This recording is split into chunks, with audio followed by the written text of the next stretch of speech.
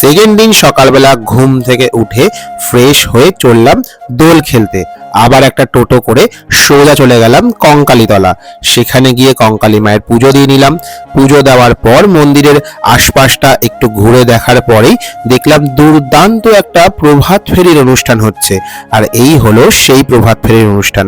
তারপরে ভাটিয়ালি নাচ দেখে আমরাও কিন্তু দোল খেলা শুরু করে দিলাম। দোল টোল খেলে আমরা কিন্তু আবার হোটেলে ফিরে এলাম। হোটেলে ফিরে এসে ফ্রেশ হয়ে সোজা চলে গেলাম কোপাইয়ের ধারে। আমাদের ছোট নদী চলে বাঁকে বাঁকে, বৈশাখ মাসে তার হাঁটু জল থাকে। এই হলো সেই কোপাই নদী।